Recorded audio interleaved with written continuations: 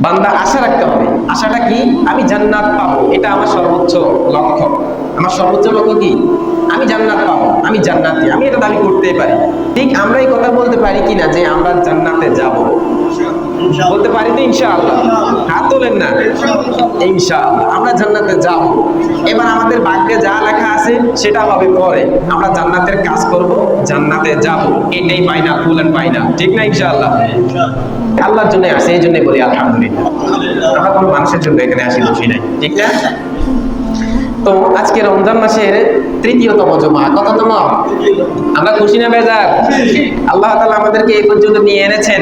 মাগফিরাত অর্থ ক্ষমা। মাগফিরাত অর্থ কি? ক্ষমা। আমরা ক্ষমা পেয়ে যাব ইনশাআল্লাহ। কারণ আমাদের জান্নাত পাবো কিসের আশায় জানেন? জান্নাত পাবো বান্দার ভয় এবং আশা। বান্দার ভয় এবং আশা।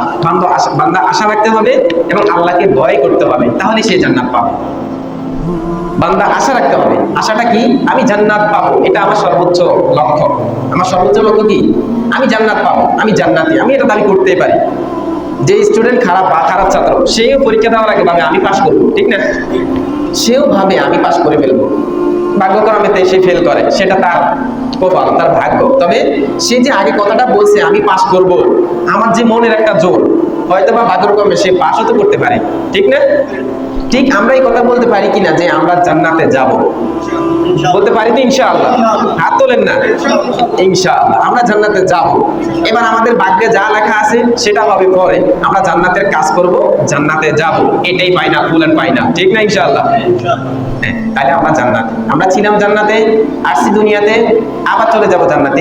এটাই লক্ষ্য, গন্তব্য। আগে ছিল জান্নাত, দুনিয়াতে আসছি, কদিন আমল আখলাকে জিন্দেগি সাজাবো, আবার চলে যাব জান্নাতে। এটাই আমাদের জিন্দেগি।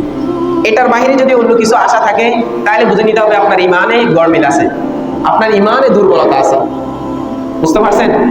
আপনার ইমানে দুর্বলতা আছে। তার মানে বান্দা জান্নাত পাবে বান্দার আশা এবং ভয়ের মাধ্যমে। কারণ আশা রাখতে পারে সে জান্নাতি, ভয় করতে পারে একমাত্র আল্লাহ ছাড়া। পৃথিবীর সর্ব কাজে আল্লাহ আছেন, পৃথিবীর সর্বক্ষেত্রে আল্লাহ আছেন, এটা সবসময় সে মনে রাখতে হবে।